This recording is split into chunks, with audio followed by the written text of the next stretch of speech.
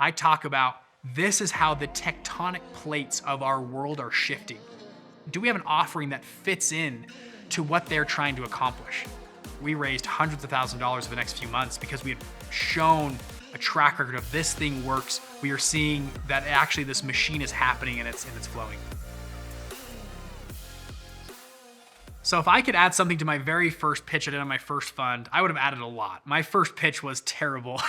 Looking back, I think I pulled the old slides and they were awful. But again, it was enough to get going. I was just young. And again, I think there's so much benefit in just starting and just start moving because you learn. And I probably 50 years from now, I'll look back at my pitch today and say that was crap and I should have done better. But something I would add is from my original pitch, I talked nothing around the asset class, back to the edge of the tectonic plates that are moving in a macro sense or industry. Today, and I think maybe today more than ever, investors are looking at macro trends of where are the winds of change flowing and where is capital flowing and how does that affect the market and asset class that you are potentially going to approach with your fund. My first original pitch, I didn't talk about that at all. I was just like, hey, we're doing these loans. They're great. Here they are. This is how we make money on them. Like, do you want to get into this? Now, today, when I present, I talk about this is how the tectonic plates of our world are shifting.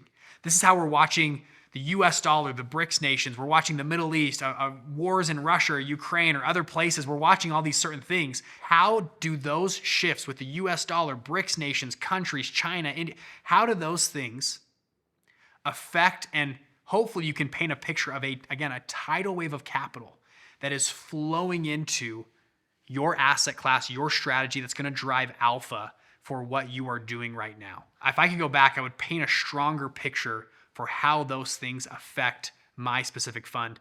And also, when you do that, I think we do this a lot because we run a blockchain fund and we talk a lot about blockchain and US dollar and macro trends and how emerging countries are getting on the internet and moving and all this cool stuff. What it shows as well to an investor is that you have expertise in a lot of different areas beyond just that specific property you're looking at 123 Park Avenue. It shows a breadth of knowledge that they have confidence in you as someone who tracks and thinks through the global macro trends and then bringing it all the way down to a micro, hey, we're going to buy this property on, Main Street and we're going to do X, Y, and Z to it.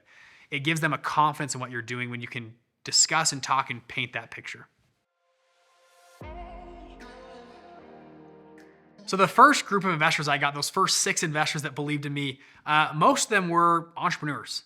And I think maybe there was something that they saw, maybe a younger version of themselves in me, because I was just young, I was hungry, I was out there, I was pushing. But most of those original investors that I went after were some type, shape, or form an entrepreneur, started small businesses, had ran businesses.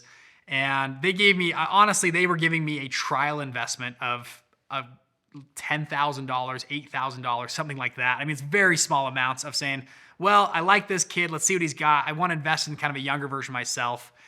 And I think that's what pushed them over the edge. And then thankfully, we got incredible returns. I mean, we really pulled through it. Again, a 64% return to those first group of investors. I think they went, wow, okay, this worked.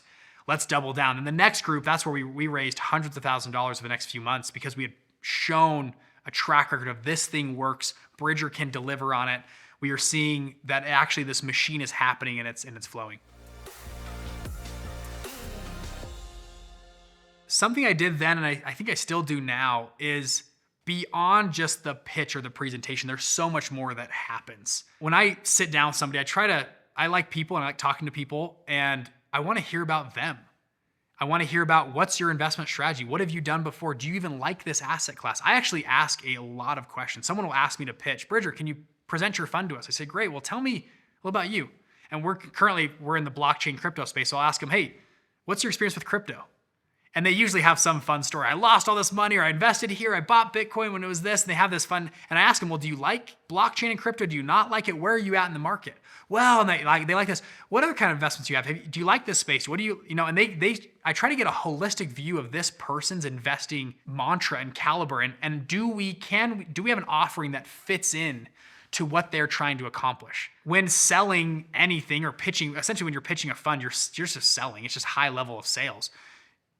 Hopefully you're not trying to just sell something. You're trying to find something that actually has mutual it benefits both parties. They are looking for something that you have and that you can bring together, and 1 + 1 = 3. So at the beginning, it can be even 20 minutes, 30 minutes. I want to just learn about them, their investing strategy. Now, sometimes it's 3 minutes or 2 minutes, but do I have an offering that matches what they are looking for? And if I don't, I just say, hey, this doesn't sound like it's even in your purview. But what that does usually is warm somebody up and opens them up to the idea of you presenting some new information like you have here.